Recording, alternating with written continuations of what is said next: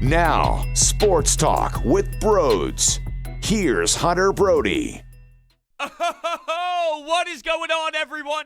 Welcome on into Sports Talk with Brodes. The Philadelphia Phillies are now 5-1 on the season. They win the series against the Mets. They win by a score of 8-2, and you saw the offense explode. You saw some fireworks. You saw home runs that came from other people outside of Andrew Knapp, which I didn't know when that time would come, but we finally saw it. We saw amazing bullpen play, although we have seen that for quite some time this year. I can't believe those words just came out of my mouth, but they absolutely did, and I meant it. It wasn't sarcasm. It wasn't a joke. It was reality of the situation. Your bullpen did its job after your starting pitcher, Aaron Nola, definitely struggled. And here's what I'll say about Nola. It clearly wasn't his day. His location was off. He wasn't able to have the command like you need him to, and he was really grinding.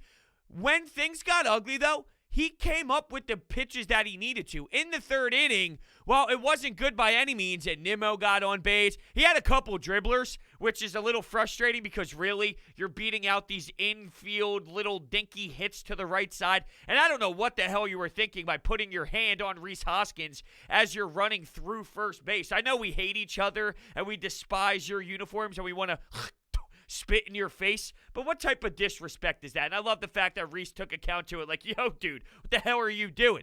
But I digress. In that third inning, you had Nimmo get on, Francisco Lindor get on, Alonso. Like, they were able to make a little bit of noise. And this is after, by the way, the Phillies have a great lead, because in the first inning, how dare I jump over one of the most exciting parts of this game, and that's the fact that Rhys Hoskins, you knew that they were off, McCann and Peterson. You could tell McCann was telling Peterson, yo, calm down a bit. Hey, he was utilizing his hands behind the dish.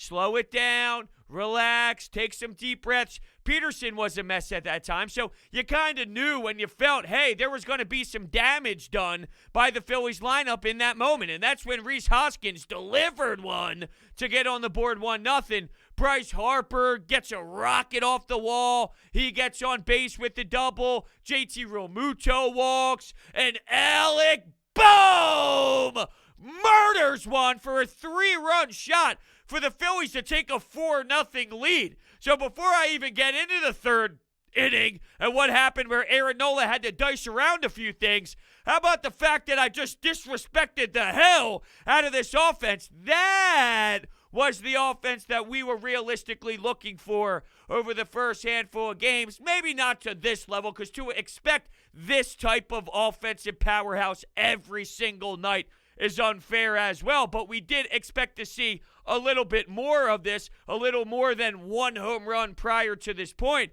But damn, they were awesome to put 8 runs up on the board and to score 4 early. It's a statement. It's a, I'm going to snap your throat. I want to put your hands, your neck, or I want to put your neck in my hands and see how hard I can squeeze it. That kind of mentality towards the Mets. We want to win this series. We want to control this division. And you take a lead early like that, it puts you on your heels, especially when you have a guy that has such limited play in this league on the mound for the Mets. And it's crazy to think, because in that moment, I would have put $1 billion on Aaron Nola being able to be more efficient and all, but they both went 4 innings. Aaron Nola threw 92 pitches, and Peterson only threw 78. They both went 4 innings. This was Aaron Nola's stat line. 4 innings, 6 hits, 1 earned run, 2 walks, 5 strikeouts.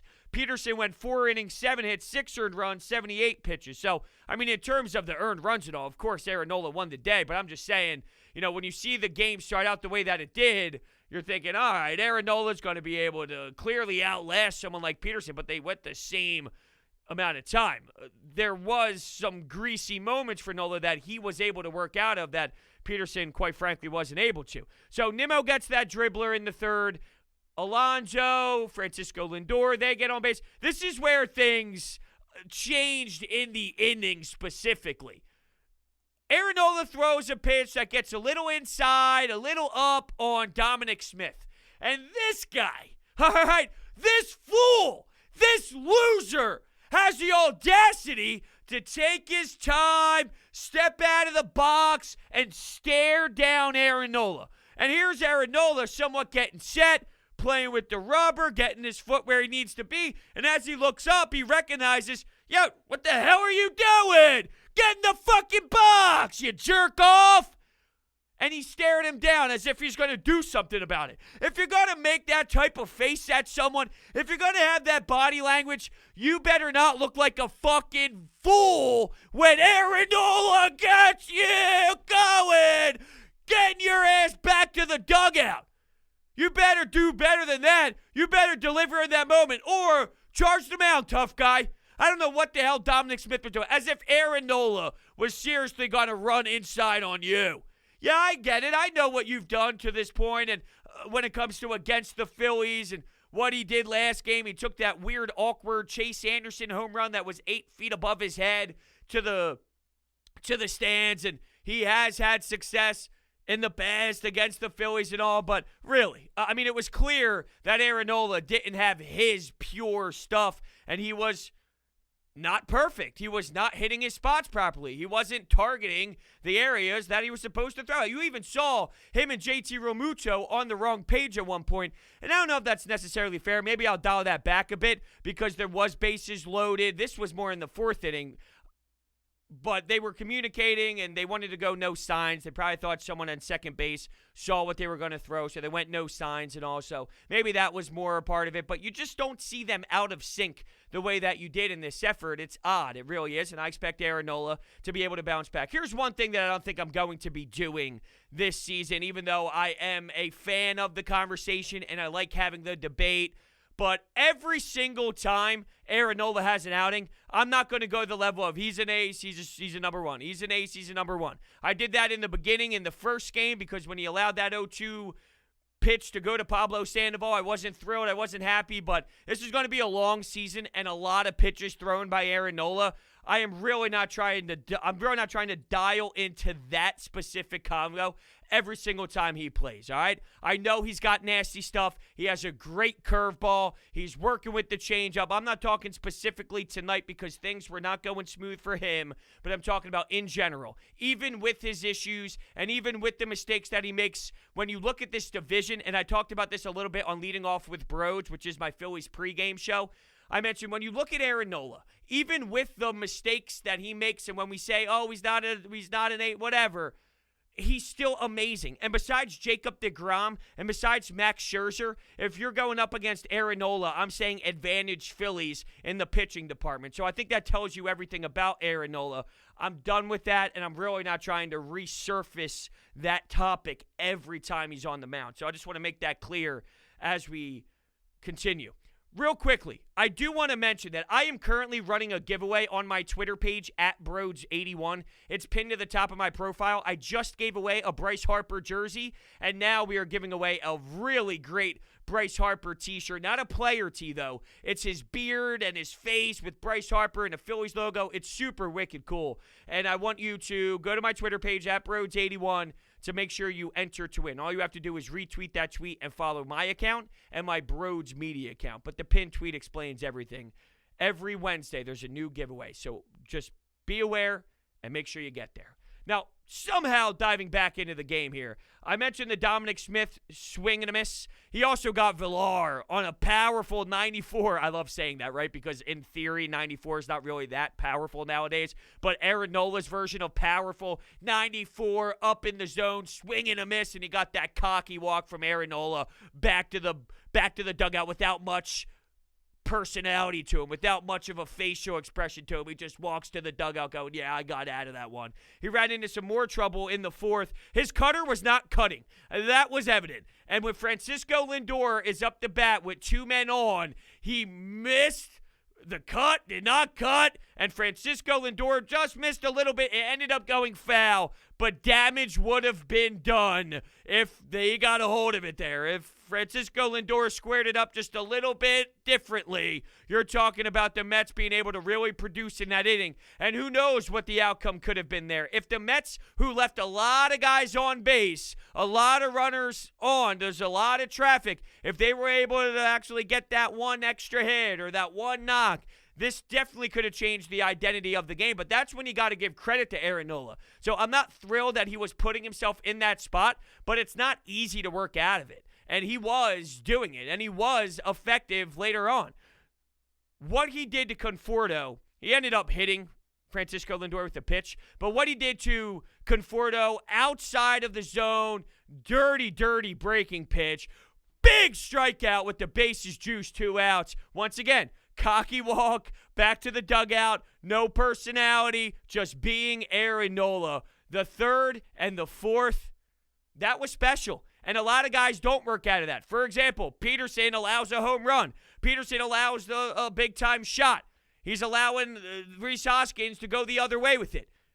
Instead, Aaron Nola's striking you out looking, or he's getting you swinging and missing on a dirty, filthy breaking pitch. So, do you see the difference there? Yes, he is putting himself in a very uncomfortable position, and a lot of those pitches were stressful. When you saw the pitch count rise, and you're really looking at him, wow, 52, 53, 54 pitches. He's already at 56, 57, 63 pitches. You realize that there's a lot of guys on base throughout this, and you're working out of the stretch, and you're really focused on guys, if they're going to steal, if they're not going to steal, everything. The impact of having a lot of runners on board, that's going to change the way that you look at the glove, the way that you look at the batter, the way that you got to continue to look back to make sure you keep them reasonable. It's all about the stressfulness of it. And there was plenty for Aaron Nola, so for him to work into that spot and for him to get out of that jam based off of how many stressful pitches there were, I am going to give him credit for that. All right, let's get to the fifth inning.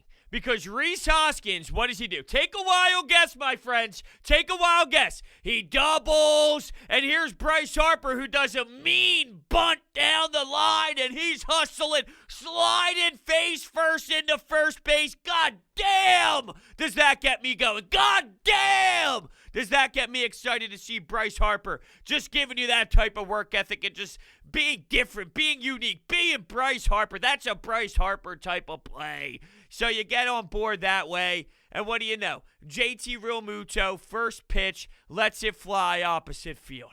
All right? And that's your lethal players being your players. That's the batting rotation, the batting lineup, you know, your guys that you can rely on to be able to really execute when needed to. Rhys Hoskins, Bryce Harper, JT, Alec Bohm, Didi Gregorius. These are the guys that 2 through 6 is what I am absolutely in love with, that I'm excited to watch perform every single night. And going back to Alec Bohm's home run, by the way, the extension on his swing is textbook. It was perfect.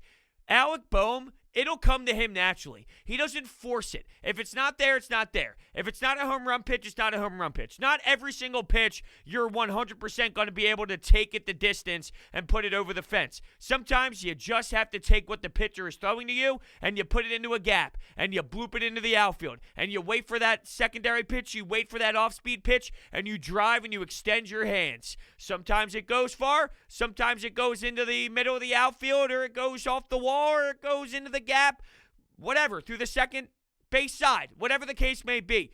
Alec Bohm's homers are going to come because it just naturally happens instead of forcing it and trying so much to pop it that far. And I think that's why he is so successful. The reason why we talk about Alec Bohm the way that we do is because he's not putting all that pressure on himself where he needs to always, no matter what, be in that batter's box and think about putting it into the drunk fan's glove out in left field, right? Joe Schmo, the guy who's hammered and had 32 beers in Jetro, who's hanging out in right field, who cares about him?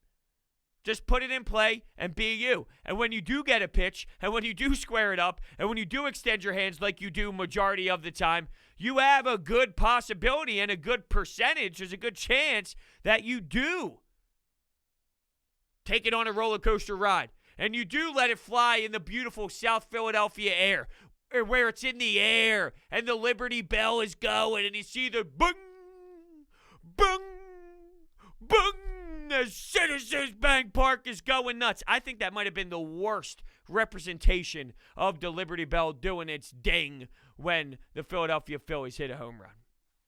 Let's get to the bullpen.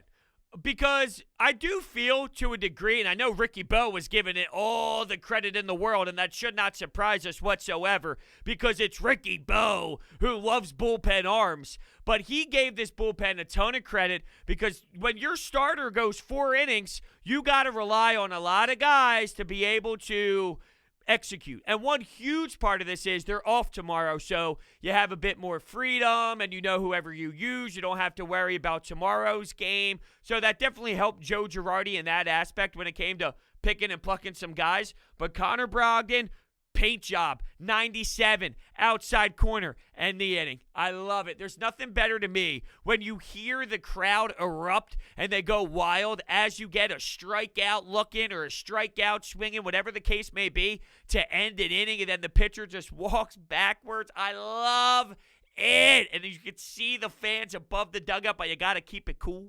You got to keep it calm as you walk in, but it may be inside internally. You're thinking, oh, baby, this is amazing. There's a big difference between a Trevor Bauer personality on the mound. Some guys can get away with it. A Max Scherzer, you see it in his face after every single pitch. Some guys have those facial expressions and others don't. But when I see a paint job that Connor Brogdon gave you on the outside corner 97, I know I would have been giving it a big double fist and a monster scream, a monster yell. I'd be filled with emotion. I don't know if this is surprising or not, but if I was in Connor Brogdon's shoes in that specific moment, I'd be the one that would be a tad over the top with the emotion. Don't know if that's breaking news. Archie Bradley got in there, although there was a little bit of some weirdness going on with the defense out in left field, and there was a little bit of some plays here and there that wasn't the smoothest in the world, and Archie Bradley was in there. I think there was was it a passed ball that ended up happening? JT Realmuto and Archie Bradley, there was a pass ball that scored a run, and you could tell that Archie Bradley was pissed when the ball got thrown back to him. He kind of threw his glove at it as he was catching, but that shows me a lot, and I feel that that is such a positive, even though it didn't mean much to the game, and it wasn't going to change the outcome, and it really wasn't going to be a momentum swing. That's how well the Phillies were playing, and that's where they were on the leaderboard. You felt comfortable with that type of lead, which you haven't in years past, so let's check mark that box. The fact that this is a game where we have PTSD from the bullpen, so there's been plenty of moments to this point where you thought, oh, here we go again, and they got out of it. This is the first time that I didn't even think about it at all. But this isn't a comfortable lead last year. No lead was comfortable. You could be up 16 runs with 1 inning to go, and you wouldn't feel comfortable. So no lead would put you in a spot where you could put your feet up and recline on your recliner. This was the first time I did without even thinking about it, and that puts a smile on my face. I love the fact, though, that with Archie Bradley, it might not have been the biggest difference in the world, but it eats him alive inside. That's the competitor coming out of the bullpen's intensity of, I don't care what the score is. I want to make sure that I'm the best version of myself. I don't care if we're up by 6 runs. I don't want to give them a run. I don't want to allow a hit. I don't want to give them a double. I don't want to give them this. I don't want to give them that. I want to dominate. I want to be the best on the mound. So it doesn't mean much in terms of the scoreboard afterwards, but I do think it says something about who Archie Bradley is, what type of player he is, his motor, and the way that he is going to attack his play.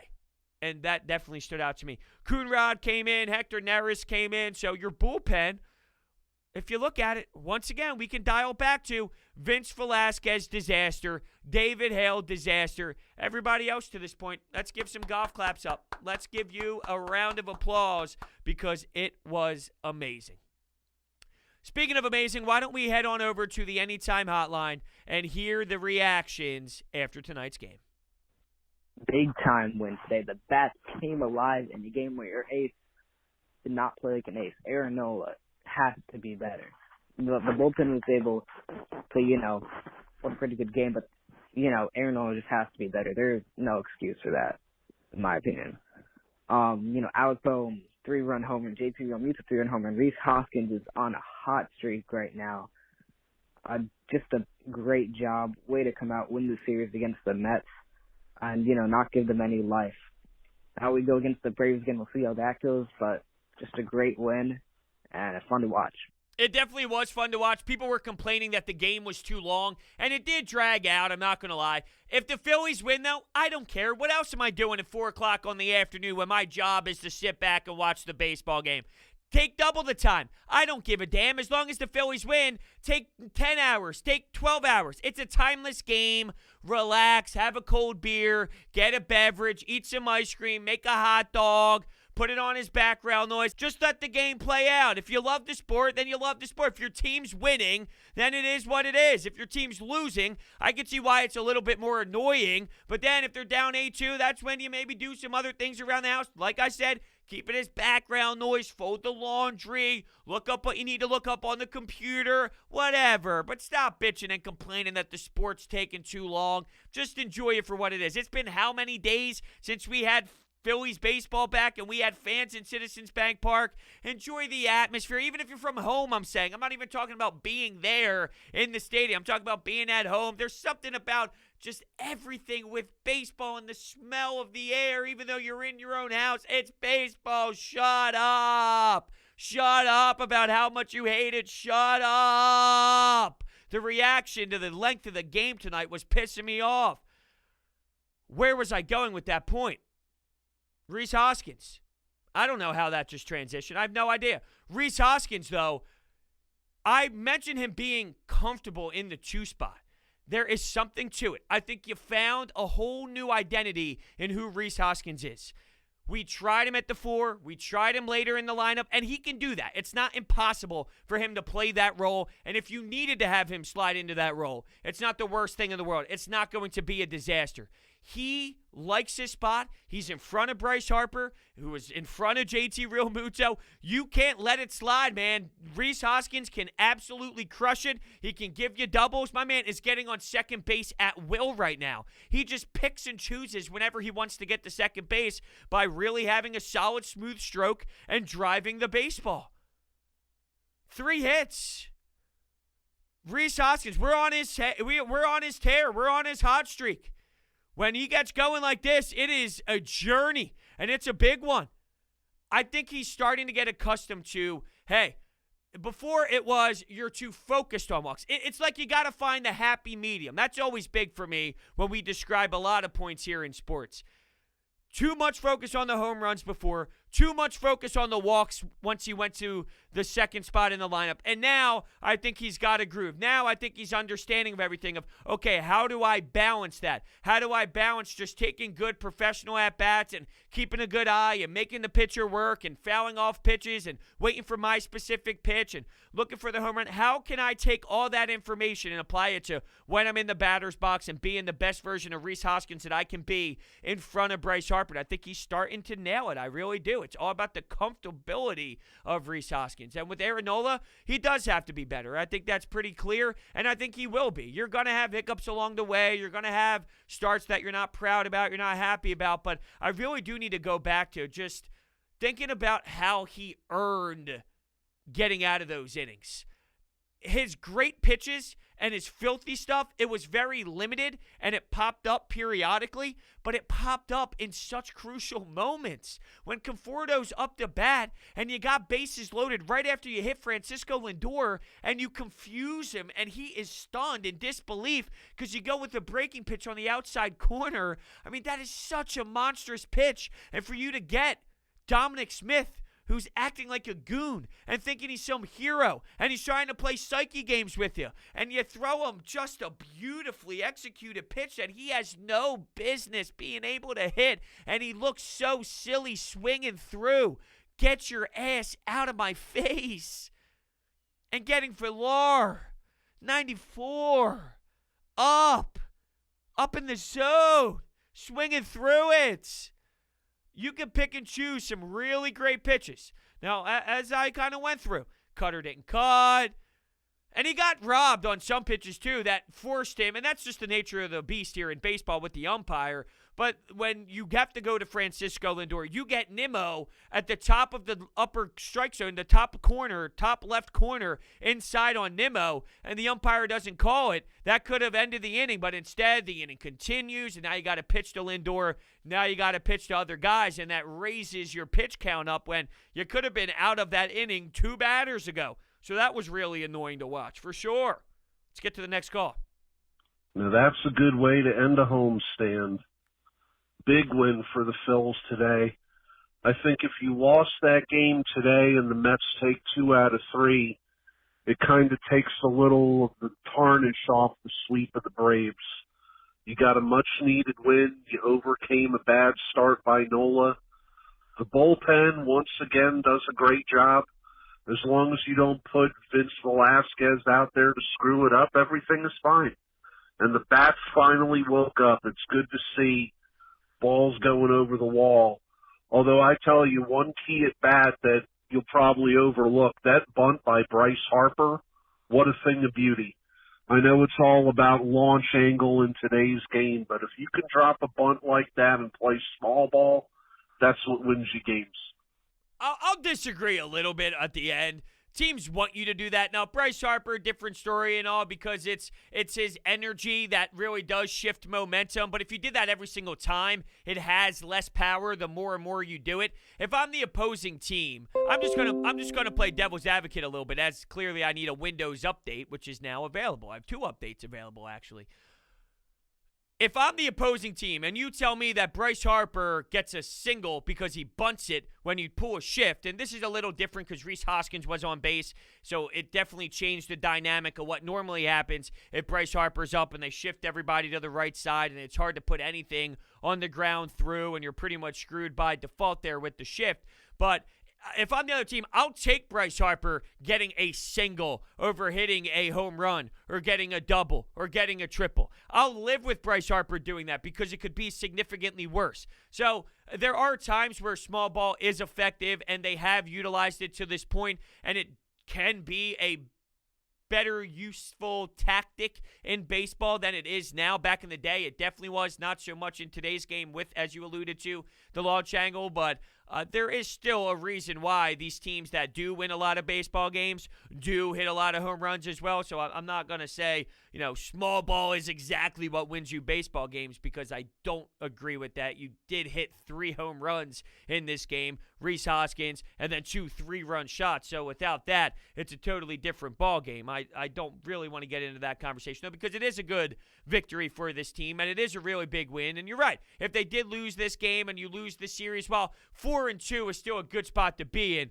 5-1 sounds so much sweeter to the ears, and it puts an even better feeling into this city's pocket, if you will, with this Phillies baseball team. There's a lot of buzz right now. There's a lot of talk being generated because this team is firing, and this team is just being a beautifully, not perfect team, but a beautifully sexy team, if that makes any sense whatsoever. I am thrilled to see how they go up against the Braves next, because they already did what they needed to do early, and the Braves are going to come back with some revenge, I would imagine. You're going on the road, too. It's easier to play in Citizens Bank Park, where there's thousands of people screaming your name and on your side. Now you got to go to Atlanta, where you annihilated them and embarrassed them in the first series, and they just beat the Washington Nationals twice in a doubleheader today. So they got a couple wins under their belt, and it seemed like they got the bats going a little bit more. Something to look at. Zach Wheeler on the mound, though, that gets me pumped. Zach Eflin on the mound, that gets me going. So you do have some good guys to start out the series with from your pitching aspect of it, from your perspective. But, yeah, it will be telling to see how do you respond on the road going up against a team that you know is going to have a lot of fight in them, and you know that they're embarrassed and they're going to want to make a statement back towards you like, hey, we recognize what you did early to us, but don't act as if that's going to be normal. That's probably what they're going to try and send. Can the Philadelphia Phillies counter? That's the question. What's up, Brodes? Great way to start 5-1 the year, beating the stinking lousy Mets. Mets fans were really cocky last night, and that really put them in their place. Great way to start 5-1. Let's go to Atlanta and let's keep this momentum going. Oh, and one thing, this might not be a big thing at all, but the way Brandon Nimmo sprints to first base after a walk is the stupidest shit I've ever seen. It's like, dude, it's a walk. It feels like he's overcompensating for something. It's so stupid, and I hate it so much. Oh, that is funny as hell. I was thinking the same exact thing. There's no doubt about it. When I was watching him run, I said, this guy looks like an absolute tool bag. And I feel it's that kid when you're playing Little League and your dad or your coach says, well, when you get to the big field, watch how this kid sprints. I remember when I was playing Little League and I was going to see the high school games, and there was a freshman that made varsity. And I thought that was so cool. And one of the reasons why he made varsity is because every time you went to the field, he sprinted full speed, 100% from the dugout all the way to right field to warm up. And I thought, man, this guy looks like an absolute jabroni. I never want to be that. And he did the same exact thing. Nimmo did the same thing with running to first base. It's like that mentality of, hey, you always run hard no matter what it is. But I agree, it is outrageous. There was a part of this game I didn't get to yet with Roman Quinn.